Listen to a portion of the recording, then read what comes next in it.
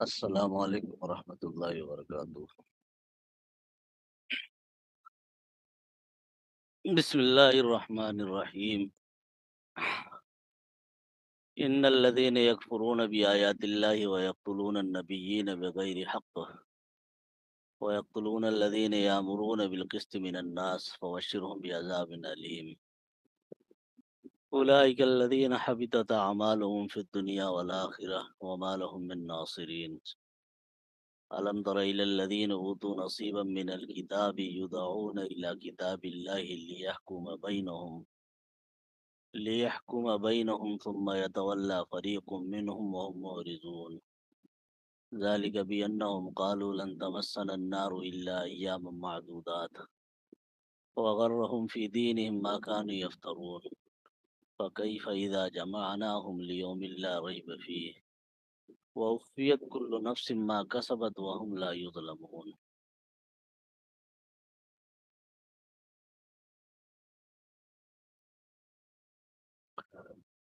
یقیناً وہ لوگ جنہوں نے اللہ کی آیتوں کا انکار کیا اور نبیوں کو ناحق قتل کیا،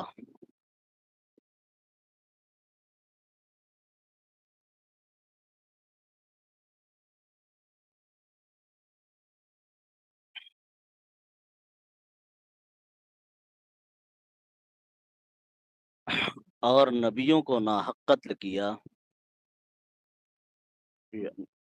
اور وہ قتل کرتے ہیں ان لوگوں کو جو حکم دیتے ہیں لوگوں میں انصاف کرنے کا، لوگوں کے ساتھ انصاف کرنے کا۔ آپ ان کو بشارت سنا دیجئے دردناک عذاب کی۔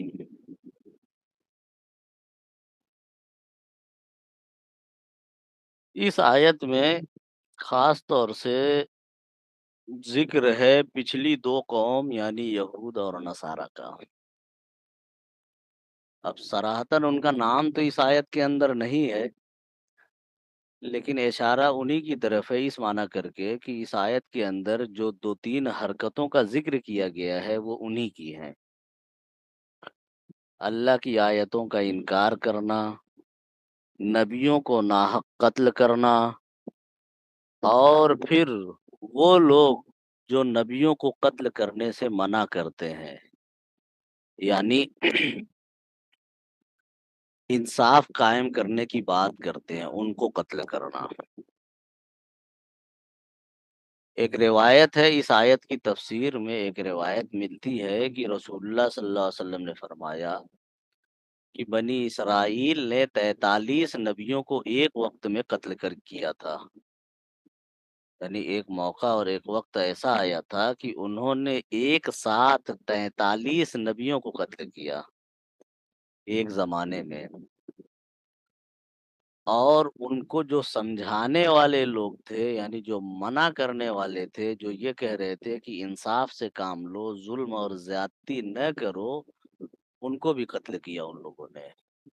اور وہ 170 لوگ تھے، 170 لوگ ایسے تھے جو ان کو منع کر رہے تھے، اور ان کو بھی ان لوگوں نے قتل کر دیا۔ تو یہ حدیث جو ہے وہ اسی آیت کی تفسیر کے سلسلے میں آئی ہے کہ 43 نبیوں کو اور 170 اپنے قوم کے معزز لوگوں کو قتل کیا ان لوگوں نے۔ ظاہر ہے یہ بہت بڑا گناہ ہے، بہت بڑا جرم ہے۔ ایک عام آدمی کو قتل کرنا یہ بہت بڑا جرم ہے۔ عام آدمی سے ہٹ کر کے پیغمبر کو قتل کرنا اور ایسے لوگوں کو قتل کرنا جو اللہ کے قریبی ہیں، ظاہر ہے کہ یہ بہت بڑا جرم ہے۔ اس جرم کی کوئی انتہا نہیں ہے۔ قرآن کے اندر تو یہ ہے کہ اگر کسی نے ناحق کسی ایک شخص کو قتل کیا ہے تو وہ گویا کہ پوری انسانیت کو قتل کیا ہے، اور یہاں تو معاملہ 43 انبیاء کا ہے۔ اسی لیے اللہ نے آخر میں بطور طنز کے کہا کہ فبشرہم، کہ ان کو بشارت دے دو، بعذاب علیم، دردناک عذاب کی۔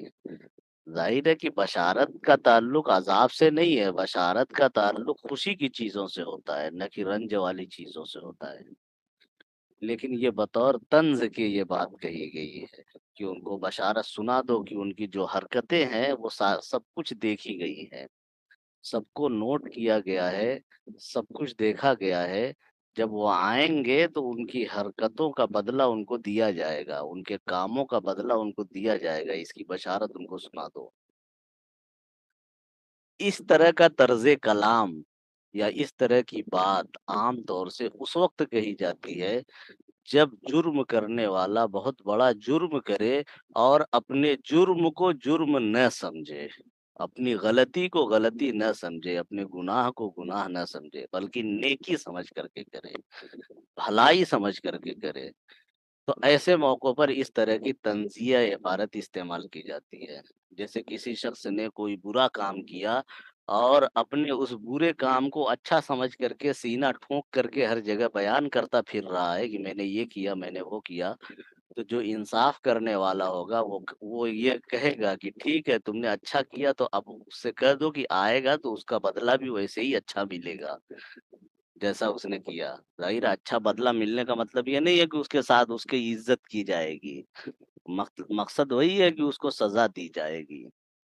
تو یہاں پر ان کا معاملہ یہی تھا یہود اور نصارہ کا، کہ انہوں نے انبیاء کو قتل تو کیا لیکن اپنے اس قتل پر وہ شرمندہ نہیں تھے، وہ اس کو غلط نہیں سمجھ رہے تھے، وہ اس کو صحیح سمجھ رہے تھے کہ جو ہم نے کیا وہ اپنی قوم کے لیے بالکل صحیح کیا ہے۔ تو اللہ نے اسی پر کہا کہ ٹھیک ہے، جب صحیح کام پر کا جو اجر ہوتا ہے اس کی بشارت دی جاتی ہے، تو تمہارے دماغ میں ہے کہ تم نے صحیح کیا ہے، تو پھر یہ بشارت سن لو۔ حقیقت میں یہ بشارت نہیں ہے بلکہ ان کو تنبیہ ہے، ان کے لیے دھمکی ہے۔ تو یہ طرز کلام بتا رہا ہے کہ وہ غلطی کو غلطی نہیں سمجھ رہے تھے، وہ گناہ کو گناہ سمجھ کر کے نہیں کر رہے تھے۔ اور یہ انسان کی سب سے بڑی بدبختی ہوتی ہے کہ وہ اپنے غلطی کو غلطی نہ سمجھے۔ سدھرنے کا موقع، توبہ کی توفیق اسی وقت ملتی ہے جب آدمی غلطی کو غلطی سمجھتا ہے۔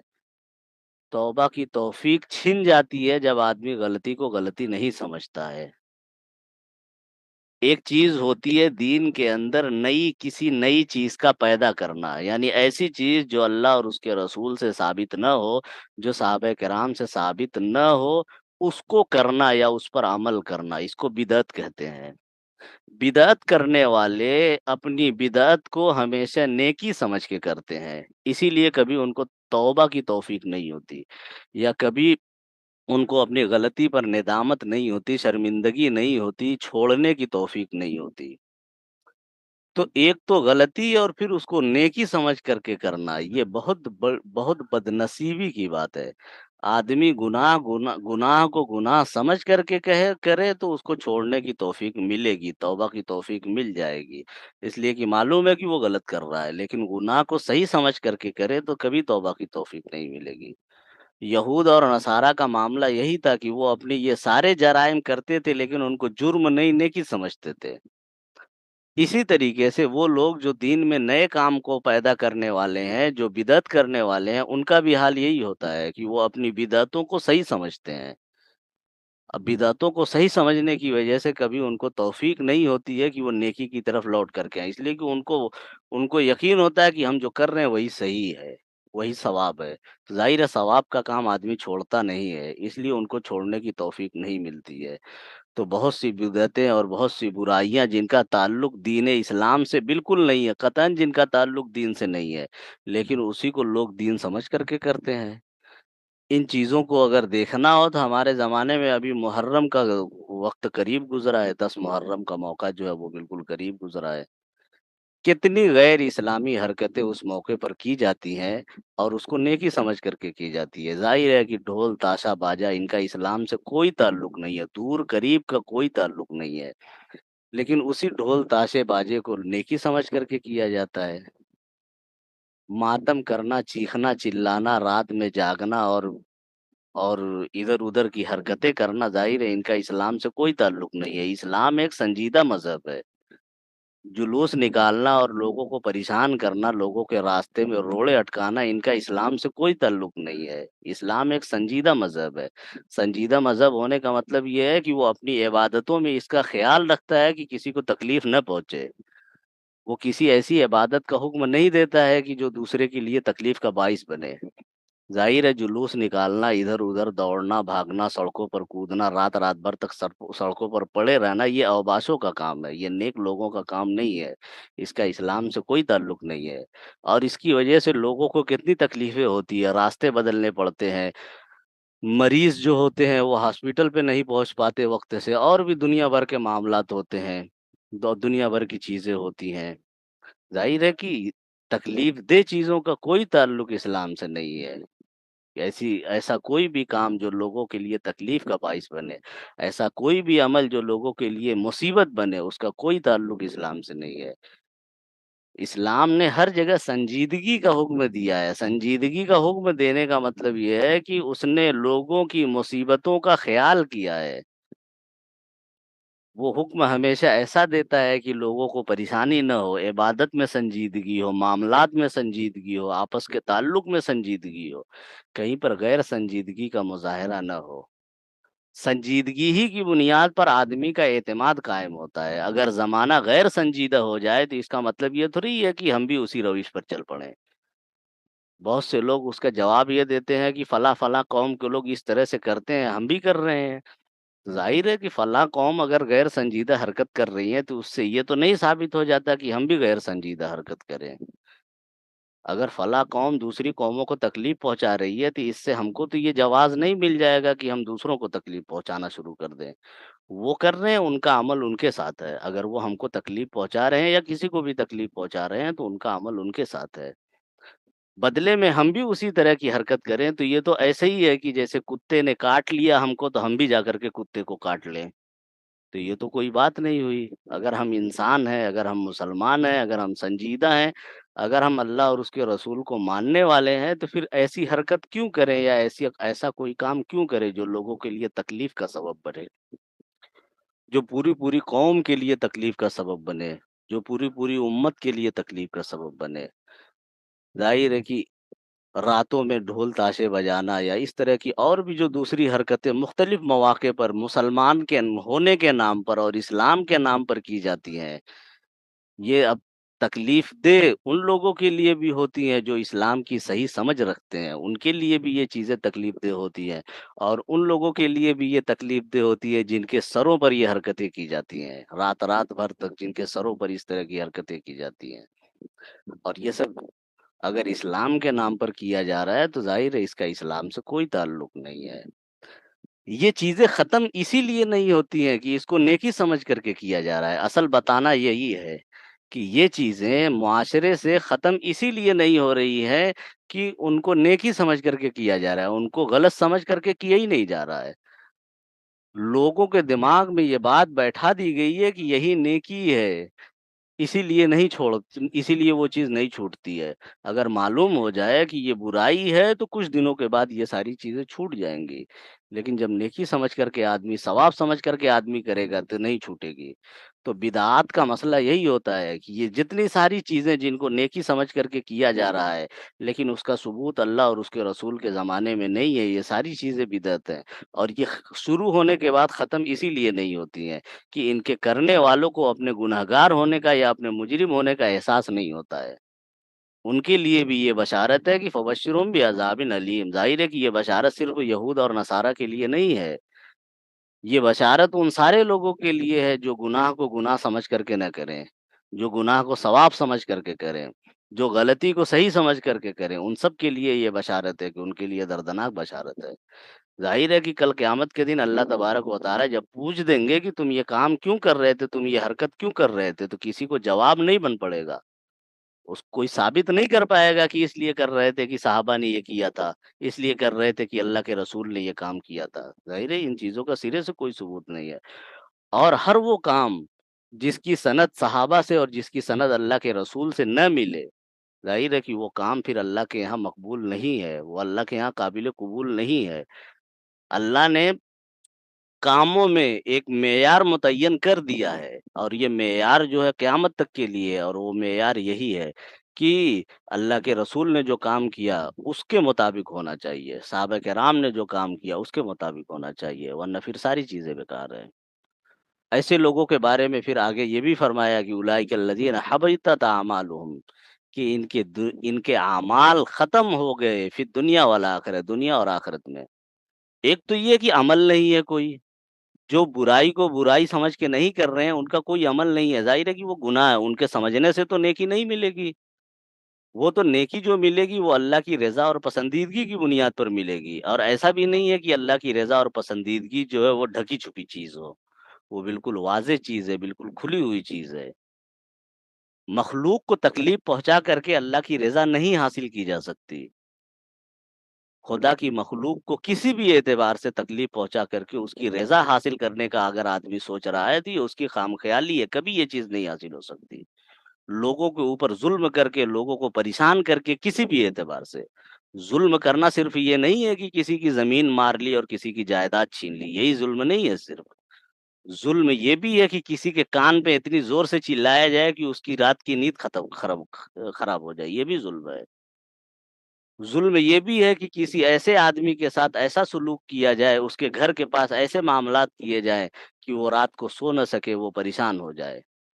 ظلم یہ بھی ہے کہ لوگوں کے راستوں کو روک دیا جائے، جن راستے سے لوگ گزرتے ہیں ان راستوں سے گزرنے سے روک دیا جائے، بھیڑ کی بنا کر کے، یا کوئی لکڑی وغیرہ لگا کر کے کسی بھی طریقے سے روک دیا جائے، یہ بھی ظلم ہے۔ لوگوں کے ذہن میں یہ چیزیں یا یہ باتیں نہیں آتی ہیں۔ یہ بھی ظلم ہے کہ مائک لے کر کے اتنا زور سے چلایا جائے کہ دوسروں کو پریشانی ہونے لگے، گھنٹوں گھنٹوں اتنے زور زور سے آواز لگائی جائے کہ لوگوں کو پریشانی ہونے لگے، چاہے یہ جس نام سے بھی کیا جا رہا ہو۔ یہ ساری چیزیں ظلم کے اندر آتی ہیں۔ تو ظاہر ہے کہ مخلوق کے اوپر ظلم کر کے، لوگوں کو پریشان کر کے اگر کوئی شخص اللہ کو راضی کرنا چاہے تو نہیں راضی ہو سکتا۔ یہ چیزیں بہت عام ہو گئی ہے، لاؤڈ اسپیکر کے ذریعے لوگوں کو پریشان کرنے کی جو صورت ہوتی ہے یہ بہت عام ہو گئی ہے۔ کوئی بھی آدمی کچھ بھی کرتا ہے وہ لاؤڈ اسپیکر لے کر کے اعلان کرنا شروع کر دیتا ہے، مائک لے کر کے اعلان کرنا شروع کر دیتا ہے۔ ظاہر ہے اس سے لوگوں کو پریشانیاں ہوتی ہیں، اور اچھی خاصی پریشانیاں ہوتی ہیں۔ تو یہ ساری چیزیں ظلم ہے، کسی بھی ہر وہ چیز جس سے کسی کو تکلیف پہنچے بلا وجہ، اس کو تکلیف پہنچے، یہ ظلم کے اندر شامل ہے۔ تو ایسے لوگوں کے اعمال جو ہیں وہ بیکار ہو گئے، اکارت ہو گئے، انہوں نے جو نیکی سمجھ کر کے کیا وہ نیکی ہے ہی نہیں سرے سے، اس لیے نہ دنیا میں اس کا کوئی بدلہ ملنے والا ہے اور نہ آخرت میں اس کا کوئی بدلہ ملنے والا ہے۔ وما لهم من ناصرین، اور ان کا کوئی مددگار بھی نہیں ہوگا۔ ایسا نہیں ہے کہ ان کی کوئی مدد کرنے والا ہوگا، ان کا کوئی مددگار نہیں ہوگا، ان کی کوئی مدد کرنے والا نہیں ہوگا۔ وہ بے یار و مددگار ہوں گے، دنیا کے اندر بھی اور آخرت کے اندر بھی وہ بے یار و مددگار ہوں گے۔ الم تر الی الذین اوتوا نصیبا من الکتاب، کیا آپ نے نہیں دیکھا ان لوگوں کو جن کو کتاب کا کچھ حصہ دیا گیا ہے؟ یدعون الی کتاب اللہ، ان کو بلایا گیا اللہ کی کتاب کی طرف، لیحکم بینہم، تاکہ وہ آپس میں فیصلہ کرے اس کے ذریعے، ثم یتولی فریق منہم، پھر ایک فریق ان میں سے پیٹھ پھیر گیا، وہم معرضون، اور وہ اعراض کرنے والے ہیں۔ یعنی یہ اہل کتاب جو اپنی برائی کو برائی نہیں سمجھتے ہیں، ان کو کتاب کا ایک حصہ دیا گیا، کتاب دی گئی ان کو، توریت دی گئی ان کو، انجیل دی گئی ان کو، اور ان سے کہا گیا کہ اپنے معاملات کا فیصلہ جو ہے وہ اس کتاب کے ذریعے کرو، اپنی مرضی کے مطابق فیصلے نہ کرو بلکہ اس کتاب کے ذریعے فیصلے کرو۔ ظاہر ہے اگر وہ کتاب کے ذریعے فیصلہ کرے تو کبھی کسی پیغمبر کو قتل نہیں کریں گے، کبھی کسی نیک آدمی کے اوپر ظلم نہیں کریں گے، لیکن انہوں نے کتاب کو چھوڑ کر کے اپنی مرضی کے مطابق فیصلہ کرنا شروع کر دیا۔ یتولی فریق منہم، کہ ان میں ایک جماعت ایسی تھی کہ جنہوں نے پیٹھ پھیر لیا، یعنی اللہ کے حکم سے روگردانی کی، اللہ کے حکم کو نہیں مانا۔ ظاہر ان میں سے ایک جماعت ایسی بھی تھی جنہوں نے اللہ کے حکم کو مانا، جنہوں نے اللہ کی بات کو مانا، لیکن ان کا بھی انجام وہی ہوا کہ ان کو بھی قتل کر دیا گیا۔ وہی اللہ کے حکم کے ماننے والے جو ہیں ان کو اوپر ذکر آیا کہ یقتلون الذین یامرون بالقسط، کہ جو انصاف کو قائم کرنے کا حکم دیتے ہیں، یہ ان لوگوں میں سے ہیں جنہوں نے اللہ کی بات کو مانا، لیکن اس کے بعد ان کا بھی قتل کر دیا گیا، اور اللہ کی کتاب سے اعراض کیا گیا۔ اب اللہ کی کتاب سے اعراض کرنے کے لیے کوئی ضروری نہیں ہے کہ آدمی یہ انکار کر دے کہ نہیں میں نہیں مانوں گا۔ سیدھے سیدھے اگر انکار کر دے تو یہ کفر ہے۔ اللہ کی کتاب سے اعراض کرنے کا یہ مطلب بالکل نہیں ہے کہ آدمی سیدھے سیدھے منع کر دے کہ میں نہیں مانوں گا اللہ کا حکم۔ نہیں، اللہ کی کتاب سے اعراض کرنے کا مطلب یہ بھی ہے کہ اس کے سامنے اللہ کا حکم موجود ہو، اس کے سامنے کتاب کا حکم موجود ہو، اس کے باوجود وہ دوسری طرف چلا جائے۔ اس کو معلوم ہے کہ اس معاملے میں اللہ یہ حکم دیتا ہے، اس کو معلوم ہے کہ اس معاملے میں کتاب یہ کہتی ہے، اللہ کی کتاب یہ کہتی ہے، لیکن اس نے منع تو نہیں کیا، انکار تو نہیں کیا، لیکن دوسری طرف چلا گیا۔ مانا بھی نہیں، اس کتاب کے حکم کو مانا بھی نہیں، اللہ کے حکم کو مانا بھی نہیں، وہ دوسری طرف چلا گیا، اس کا رخ بدل گیا، دوسری طرف ہو گیا۔ یہ بھی اسی کے اندر شامل ہے، اعراض کرنے کے اندر یہ بھی شامل ہے۔ ہماری زندگیوں میں عام طور سے جو اعراض کی صورت پائی جاتی ہے قرآن سے یا اللہ کی کتاب سے، وہ یہی صورت ہوتی ہے کہ ہم قرآن کے حکم کو صراحتاً نہیں منع کرتے کہ ہم نہیں مانیں گے اس کو، لیکن معلوم ہونے کے باوجود اس پر عمل نہیں کرتے۔ معلوم ہے کہ قرآن اس معاملے میں یہ بات کہتا ہے، لیکن اس کے باوجود نہیں مانتے، چھوڑ دیتے ہیں۔ زمین کے معاملے میں، جائیداد کے معاملے میں، گھر کے بٹوارے کے معاملے میں، وراثت کے بٹوارے کے معاملے میں، یعنی ہماری زندگی کا اکثر حصہ یا اکثر معاملات ایسے ہوتے ہیں کہ جن کے بارے میں ہم کو معلوم ہے کہ قرآن کا یہ حکم ہے، لیکن اس کے باوجود ہم دوسری طرف چلے جاتے ہیں، اپنے نفس کی طرف چلے جاتے ہیں، اپنی مرضی کی طرف چلے جاتے ہیں، اپنی خواہش کی طرف چلے جاتے ہیں۔ یہ بھی اعراض کرنے کی صورت ہے، یہ بھی اللہ کی کتاب سے اعراض کرنا ہے۔ اور ظاہر ہے کہ یہ اعراض اور صراحتاً منع کرنے والا یعنی سیدھے انکار کر دینے والا اعراض دونوں ایک ہی جیسا ہے۔ بس فرق یہ ہے کہ ایک نے منع کر دیا اور ایک خاموش رہ کر کے اس کو چھوڑ کے چلا گیا۔ بات ایک ہی ہے۔ یہ بالکل ایسے ہی ہے کہ جیسے دعوت کھانے آدمی بیٹھا، ایک آدمی کھڑا ہو کر کے کہا کہ میں نہیں کھاؤں گا، میں جا رہا ہوں، اور دوسرا آدمی خاموشی سے اٹھ کے چلا گیا۔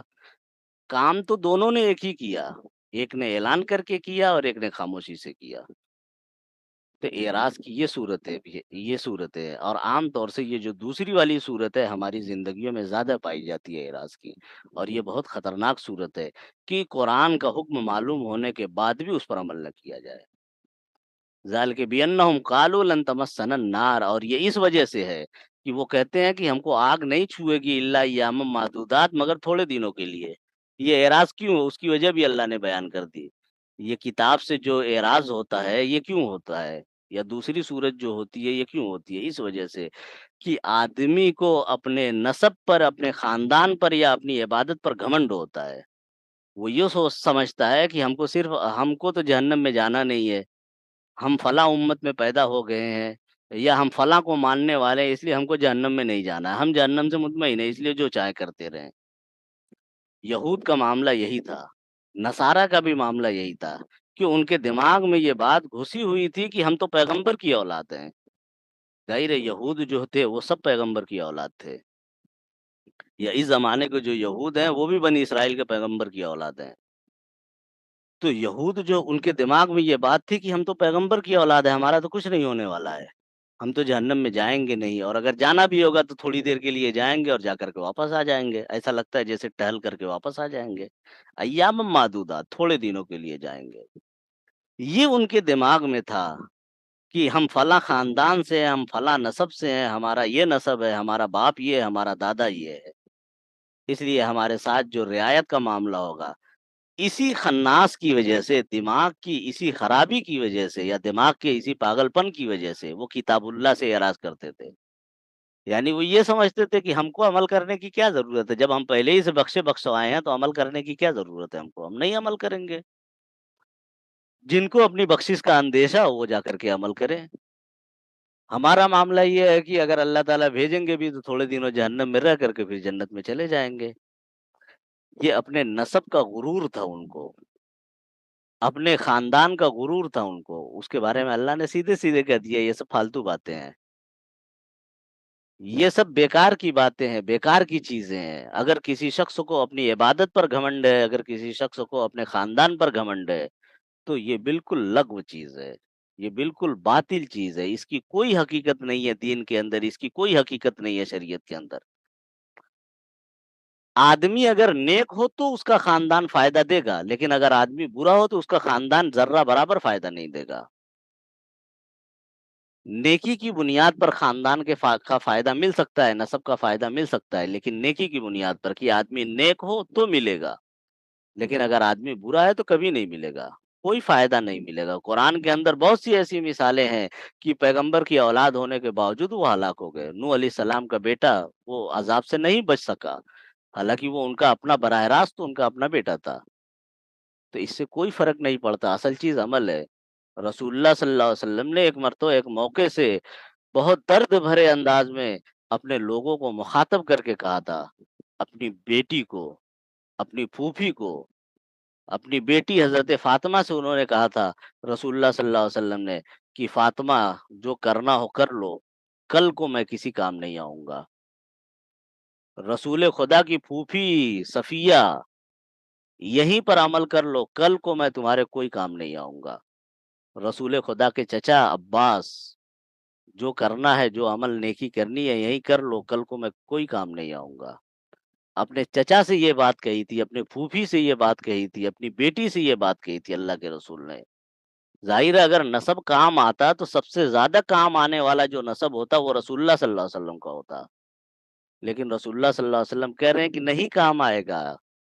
اب اگر کسی کو یہ کے دماغ میں یہ بات ہے کہ اس کا نسب کام آ جائے گا، یا وہ اعلیٰ نسب کا ہے، یا وہ فلاں ہے، یا وہ ڈھکا ہے، یا فلاں خاندان سے ہے، یا یہ ہے وہ ہے، تو اس سے کوئی نہیں فرق پڑنے والا، اللہ کے یہاں کوئی کچھ نہیں فرق پڑنے والا اس سے۔ آدمی چاہے جس خاندان سے بھی ہو، اگر وہ نیک اور متقی نہیں ہے تو کوئی عزت نہیں ہے۔ قرآن میں اللہ نے کہا ان اکرمکم عند اللہ اتقاکم، کہ سب سے معزز آدمی اللہ کے نزدیک وہ ہے جو متقی ہے، جو اللہ سے ڈرنے والا ہے۔ اگر کوئی شخص اللہ سے نہیں ڈرتا ہے تو چاہے وہ جس خاندان کا ہو، اللہ کو کوئی فرق نہیں پڑتا، چاہے وہ جو نسب رکھنے والا ہو، کوئی فرق نہیں پڑتا۔ نسب اسی وقت کام آئے گی جب آدمی کے ساتھ نیکی ہوگی، جب آدمی کے ساتھ تقوی ہوگا۔ آدمی متقی ہے تو نسب اس کا کام آئے گا، لیکن اگر آدمی متقی نہیں ہے تو اس کا نسب نہیں کام آئے گا، اس کا خاندان نہیں کام آئے گا، وہ جھونک دیا جائے گا اٹھا کر کے جہنم میں۔ اللہ کے یہاں یہ چیزیں نہیں ہے کہ فلاں شریف ہے اور فلاں رذیل ہے، فلاں کا تعلق اشراف سے ہے اور فلاں کا تعلق ارذال سے۔ اللہ کے یہاں یہ ساری چیزیں نہیں ہے، اللہ کے یہاں سارے انسان ہیں، سب اللہ ہی کے پیدا کیے ہوئے انسان ہیں، سب اللہ کی مخلوق ہے۔ ایسا نہیں ہے کہ کسی خاندان میں آدمی پیدا ہو جائے گا تو وہ بڑی مخلوق ہو جائے گا، اور کسی خاندان میں پیدا ہوگا تو وہ چھوٹی مخلوق ہو جائے گا۔ سب اللہ کی مخلوق ہیں۔ جن کو انسان چھوٹا خاندان سمجھتے ہیں وہ بھی اللہ کی اتنی ہی مخلوق ہے جن کو انسان بڑا خاندان سمجھتے ہیں۔ یہ خاندان کے بٹوارے جو ہے، یا خاندان کے بٹوارے تو خیر ایک فطری چیز ہے، لیکن خاندان کے بٹواروں میں عزت اور شرافت کا معیار بنانا کہ فلاں خاندان شریف ہے، فلاں کام والے شریف ہے، فلاں لوگ شریف ہیں، یہ انسانوں کی بنائی ہوئی چیزیں ہیں، یہ بالکل لغو چیزیں ہیں، بالکل بیکار چیزیں ہیں۔ یہ چھوت چھات اور دوسری جو مصیبتیں ہیں یہ ساری انسانوں کی پیدا کی ہوئی ہیں، ورنہ انسان کا انسان سے کیا فرق ہے، انسان کی انسان سے کیا تفریق ہے؟ ایک انسان کی جان جتنی قیمتی ہے دوسرے انسان کی بھی جان اتنی ہی قیمتی ہے۔ ایسا تھوڑی ہے کہ وہ کسی دوسرے خاندان میں پیدا ہو گیا تو اس کی جان کی کوئی قیمت نہیں بچے گی۔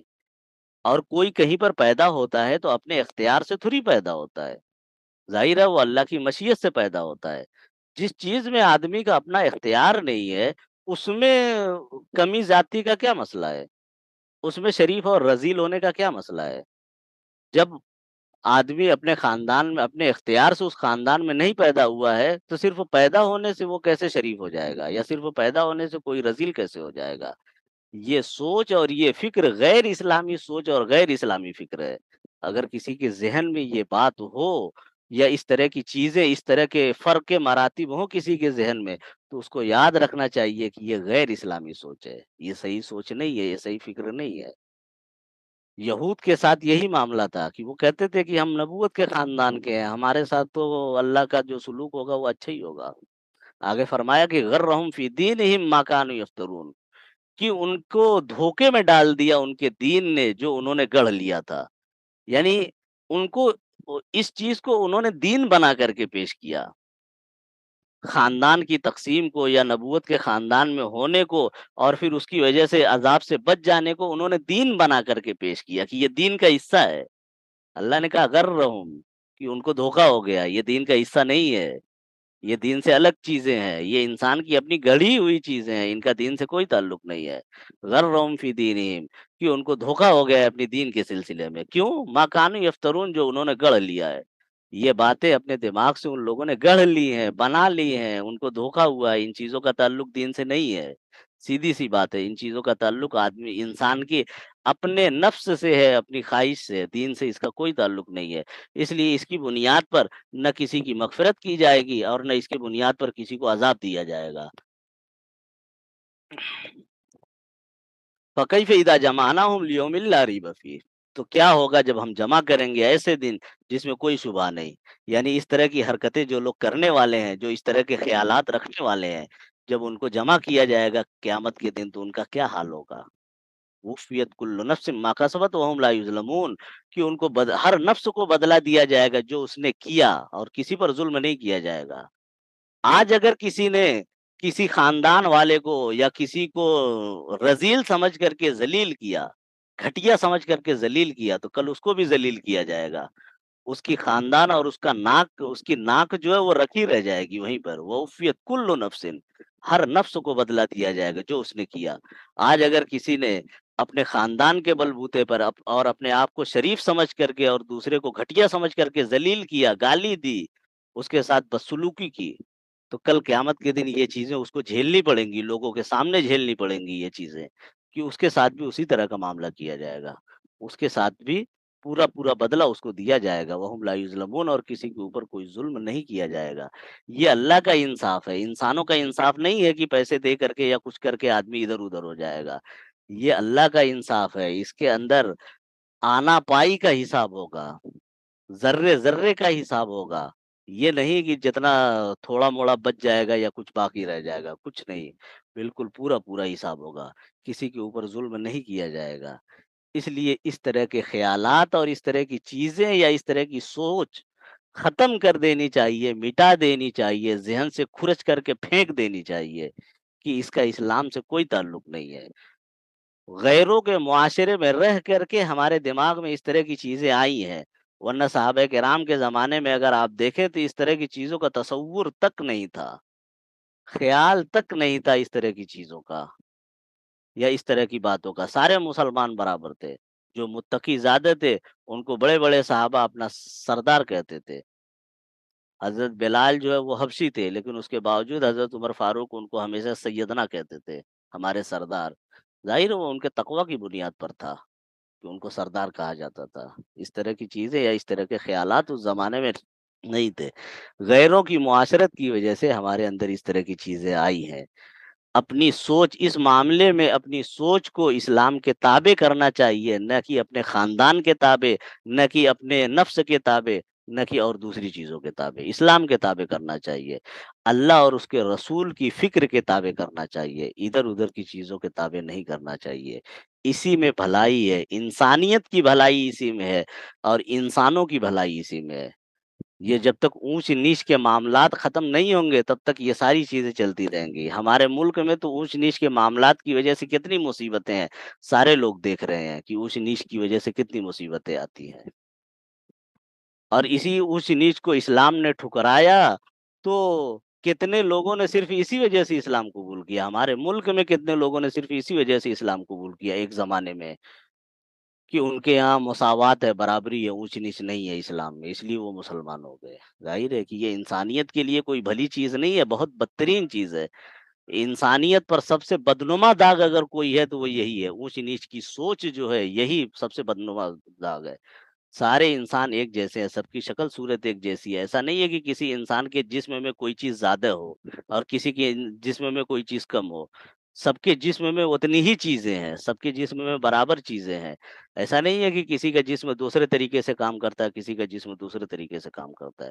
جب ساری چیزیں برابر ہے تو پھر اونچ نیچ کا کوئی مسئلہ نہیں ہے۔ اگر اونچ نیچ کی حقیقت کچھ ہوتی تو اللہ تعالیٰ جسمانی ساخت کو بدل دیتے، کہ ہاں جس کی ساخت یہ ہوگی، جس کی بناوٹ جسم کی یہ ہوگی وہ معزز ہوگا، جس کی بناوٹ یہ ہوگی وہ معزز نہیں ہوگا۔ لیکن جب اللہ نے ایسا نہیں کیا تو پھر انسان اگر کر رہا ہے تو وہ غلطی کر رہا ہے، اور سخت ترین غلطی کر رہا ہے۔ تو ان چیزوں سے یا اس طرح کی سوچ سے، اس طرح کی فکر سے بچنا چاہیے۔ خیر، ٹھیک ہے، بہت اچھا۔